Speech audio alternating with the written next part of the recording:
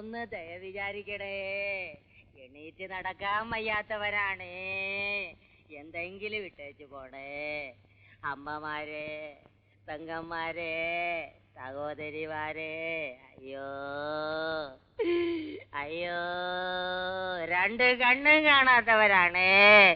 എണീറ്റ് നടക്കാൻ വയ്യാത്തവരാണ്. വല്ലതും ഇട്ടേച്ചു പോണേ. അയ്യോ അയ്യോ അയ്യോ അയ്യോ, രണ്ട് കണ്ണും കാണാത്തവനാണ്. എണീറ്റ് നടക്കാൻ വയ്യാത്തവനാണ്. നീ ഇതെവിടെ പോയിരുന്നു?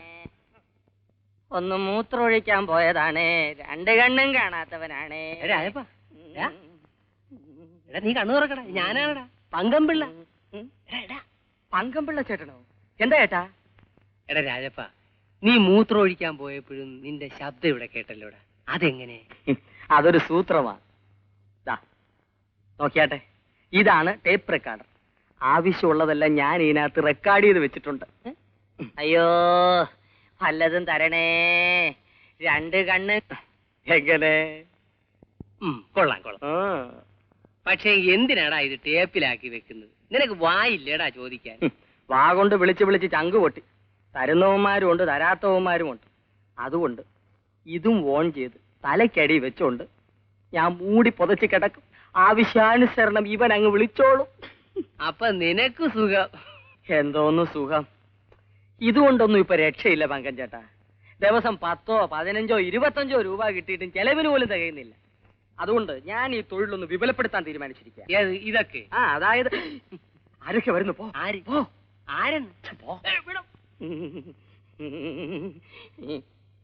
അയ്യോ, വല്ലതും തരണേ. രണ്ട് കണ്ണും കാണാത്തവരാണ്. വല്ലതും തരണേ. ഒന്ന് ദയ വിചാരിക്കണേ. എണീറ്റ് നടക്കാൻ വയ്യാത്തവരാണ്.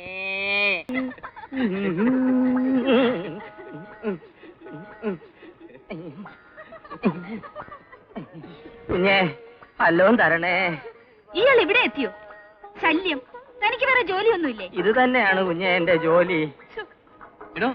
ഇന്നലെ തന്റെ വലതുകാലിലായിരുന്നല്ലോ ചുണ്ടൻ, ഇന്നത് ഇടതുകാലിലായോ? അയ്യോ സാറേ, ഇതൊരു തരം വാദമാ, മൊടന്ത് വാദം. ഇടതും വലതും എല്ലാം ചിലപ്പോ മാറി മാറി വന്നെന്നിരിക്കും. ഇന്ന് ഇതിലാണെങ്കിൽ നാളെ മറ്റതിലായിരിക്കും. അതായതിന്റെ ലക്ഷണം. ഇയാളെ പിടിച്ച് പോലീസിൽ ഏൽപ്പിച്ചാൽ ഈ മുടന്തങ്ങ് മാറിക്കൊള്ളും. ഇന്നേ വരെ പോലീസുകാർ മുടന്ത് മാറ്റിയ ചരിത്രമില്ല കുഞ്ഞെ. മുടന്തുണ്ടാക്കാനാണെങ്കിൽ അവര് വിചാരിച്ചാ സാധിക്കും. ഒന്ന് നിർത്തണോ? അപ്പോ കാശ് തന്നാ എന്റെ ശല്യം ഉണ്ടാവൂല. പിന്നെ ഈ വഴിക്കൊന്നും എന്നെ കാണുകയുമില്ല.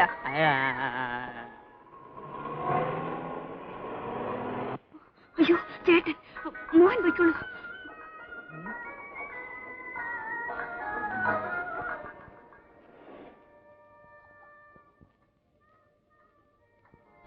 ചേട്ടൻ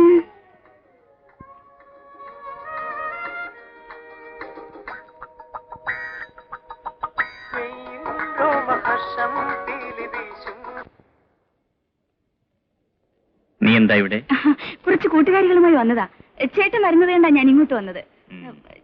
ചേട്ടൻ ഇവിടെ? ഞാൻ കുറച്ച് കാറ്റ് കൊള്ളാമെന്ന് കരുതി വന്നു. വരൂ.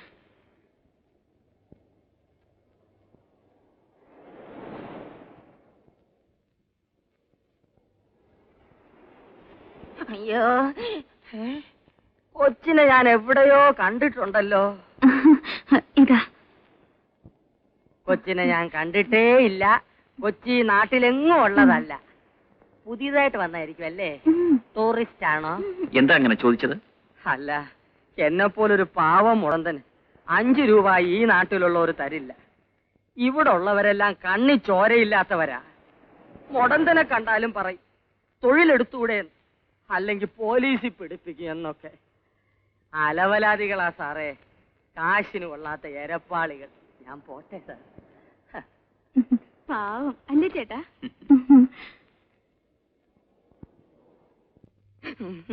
അയ്യോ, ഇടിച്ചതാണ് സാറേ, വല്ലവും തരണേ. എടോ, തനിക്ക് ഈ കളിപ്പിൽ നിർത്തിയിട്ട് എന്തെങ്കിലും ജോലി ചെയ്തൂടെ? എന്തു ജോലി സാറേ?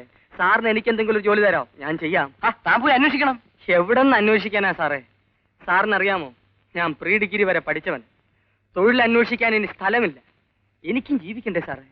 അതുകൊണ്ടാ ഈ തൊഴിൽ. ഈ തൊഴിലുകൊണ്ട് എത്ര പേര് ജീവിക്കുന്നു സാറിനറിയാമോ? എടോ, ഇതൊരു തൊഴിലാണോടോ? തെണ്ടല്. പിന്നെ അന്തസ്സായ തൊഴിലല്ലേ സാറേ. ഒരു തരത്തിലല്ലെങ്കിൽ മറ്റൊരു തരത്തിൽ നമ്മൾ എല്ലാവരും തെണ്ടികൾ തന്നെ. സാറ് തുട്ടുപെട്ട് ചായ കുടിച്ചിട്ട് ഒരുപാട് നേരമായി. ആ ഞാൻ പോട്ടെ സാർ, പിന്നെ കാണാം. ഇങ്ങനെ ഒരു സൃഷ്ടി.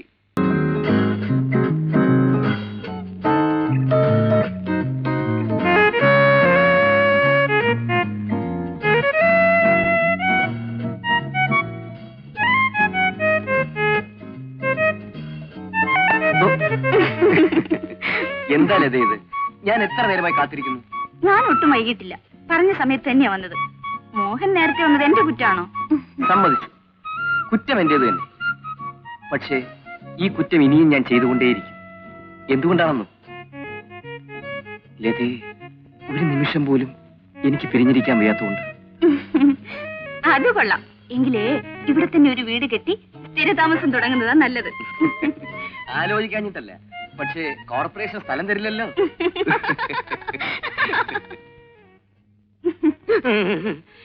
അയ്യോ സാറേ, വല്ലതും തരണേ.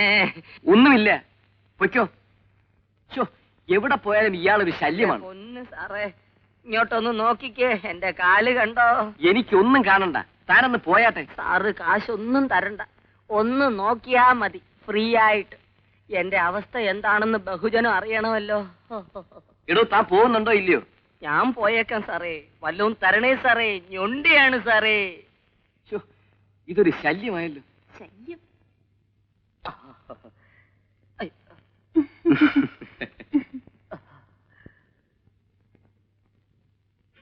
50 പൈസ. ഇങ്ങനെയാണ് ഞാൻ തെണ്ടി പോകത്തേ ഉള്ളൂ. ജൈസെ കോയിരേ സിന്ദഗി മേ ആയിരേ.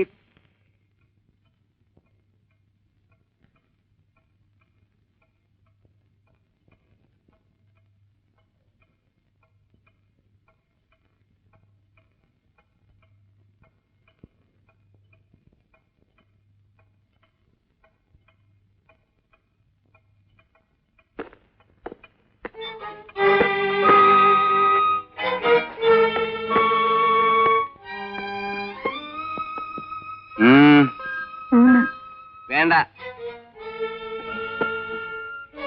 എനിക്ക് വേണ്ടി ആരും കാത്തിരിക്കേണ്ടത് ഞാൻ പറഞ്ഞിട്ടില്ലേ?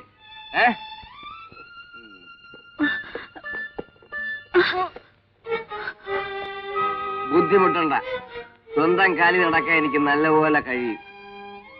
വയ്ക്കോ, നിന്റെ സഹായം എനിക്ക് ആവശ്യമില്ല.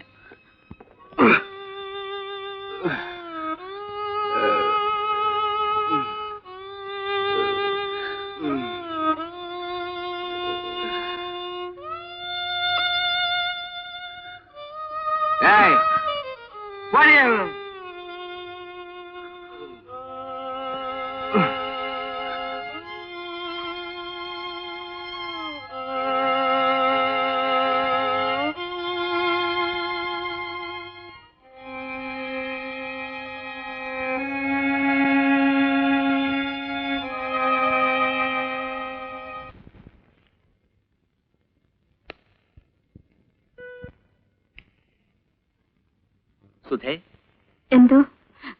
Yes sir, yes sir.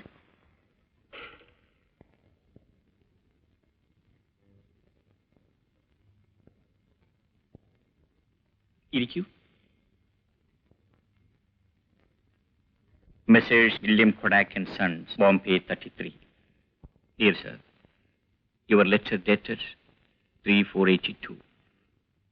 You may kindly be paid order at the earliest, so that we can apply the same.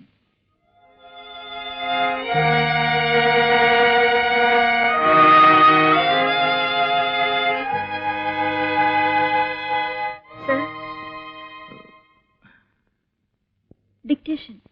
Oh, എവിടെയാ നിർത്തിയത്? We can apply the same. By the end of this month. Please avoid further delay. Your cooperation solicited. Solicited? ആ ഓർമ്മകൾ എന്നെ കീഴ്പ്പെടുത്തുകയാണ് സുധേ. ആ ഗ്രാമം, അതിന്റെ ഭംഗി.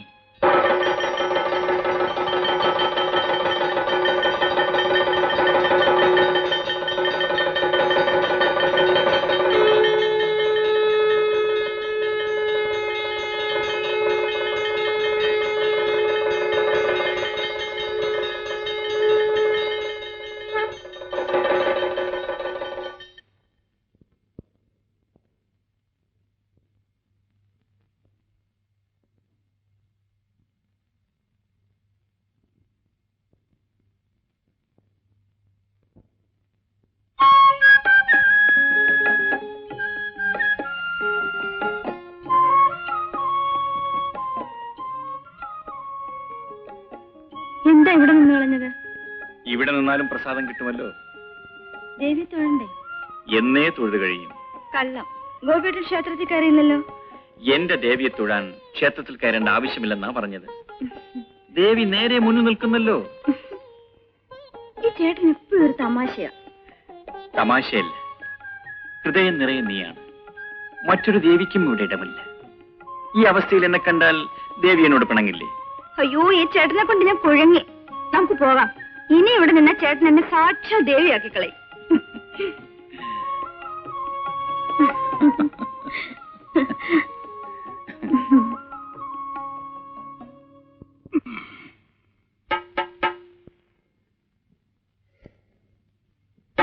അച്ഛാ, ഞാൻ പോട്ടെ? ശരി മോളെ.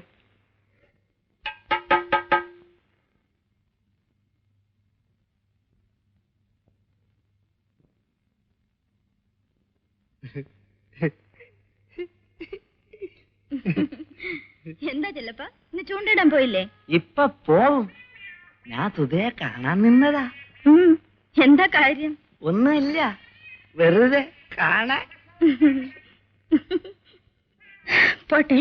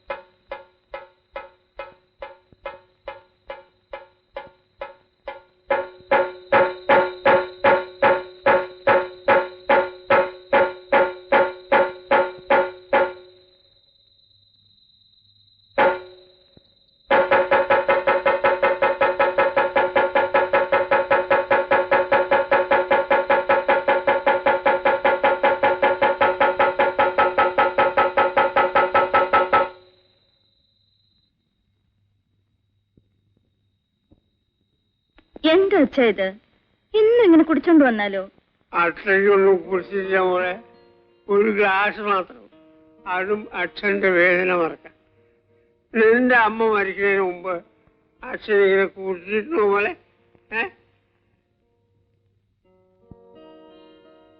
വരൂ അച്ഛാ.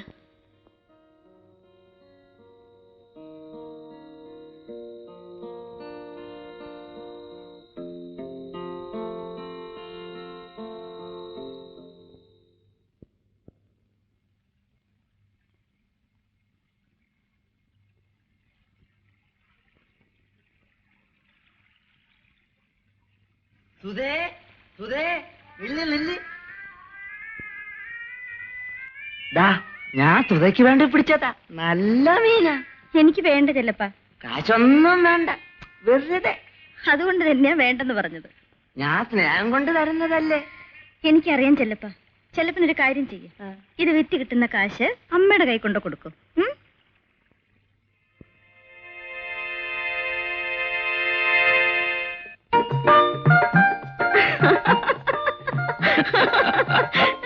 ഒന്നും പോ ചേട്ടാ. പോകാൻ പറ്റുന്നില്ലല്ലോ.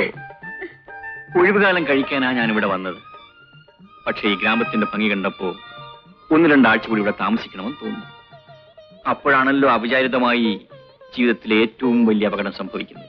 എന്തപകടം? ഇതാ ഈ അപകടം തന്നെ. എങ്കിൽ ഈ അപകടം ഒഴിവാക്കി തിരിച്ചു പോകരുതോ? സാധിക്കുന്നില്ലല്ലോ. അതല്ലേ ഈ അപകടത്തിന്റെ ഗതികേട്. അപ്പോ തിരിച്ചു പോകുന്നില്ല? തിരിച്ചു പോകും, പക്ഷെ തനിച്ചാകില്ല ഞാൻ പോകുന്നത്. പിന്നെ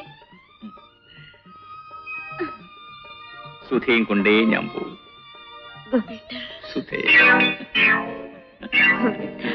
സുധേ, ഗോപേട്ട, സുധേ.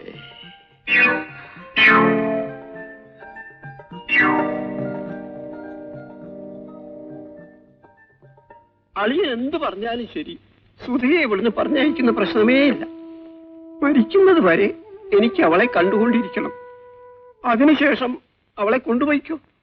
അവിടെയാകുമ്പോ അവളുടെ അമ്മായി ഉണ്ടല്ലോ. പ്രായമായ പെൺകുട്ടികൾക്ക് അച്ഛൻ മാത്രം പോരാ. അതെനിക്കറിയാം. എങ്കിലും എന്റെ മോളില്ലാതെ എനിക്ക് ജീവിക്കാനാവില്ല. എന്റെ കല്യാണി മരിച്ച ദുഃഖം പോലും ഞാൻ മറക്കുന്നത് എന്റെ മോളുള്ളതുകൊണ്ടാ. എനിക്കിവിടെ ഒരു കുറവുമില്ല അമ്മാവ. എന്റെ അച്ഛനെ വിട്ടിട്ട് ഞാൻ എങ്ങും വരുന്നില്ല. ഗോപേട്ടാ,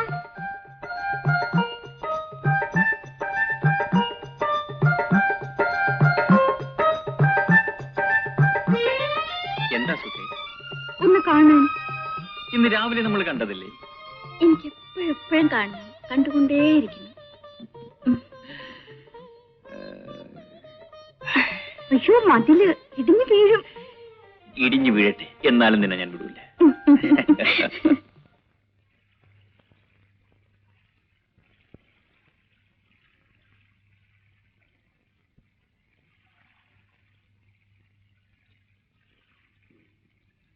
ചെല്ലപ്പ,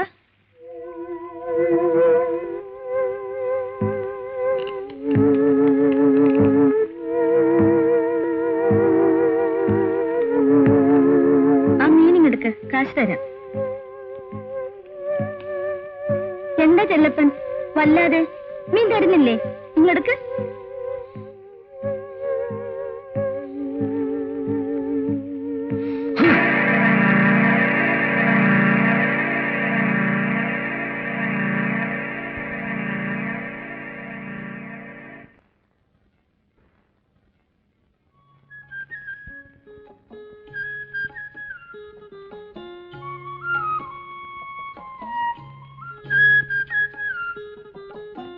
എന്റെ പിറന്നാളാണ്. ഇതാ പായസം.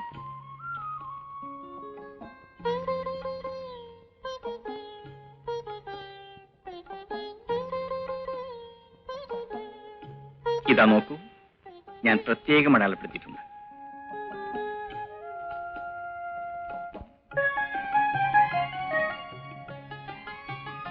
ഇത് എന്റെ പിറന്നാൾ സമ്മാനം. മനോഹരമായിരിക്കുന്നു. മരണം വരെ ഇത് ഞാൻ സൂക്ഷിക്കും. അപ്പൊ എന്നെയോ? പോ ചേട്ടാ.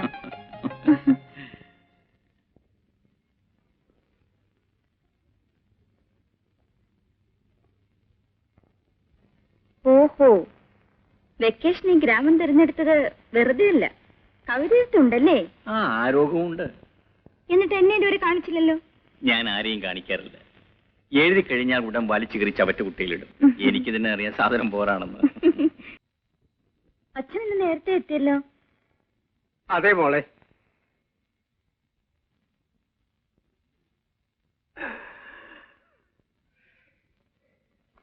അച്ഛൻ ഇന്ന് ഏറ്റവും സന്തോഷമുള്ള ദിവസമാണ്. എന്നാ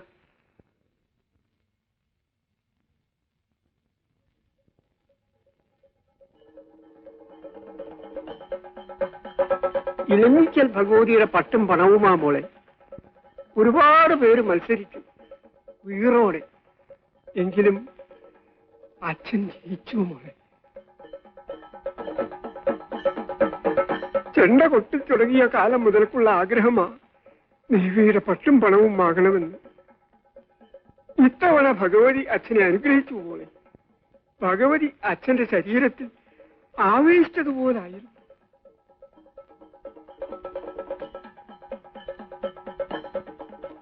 അച്ഛന്റെ ആഗ്രഹം നിറവേറി മോളെ.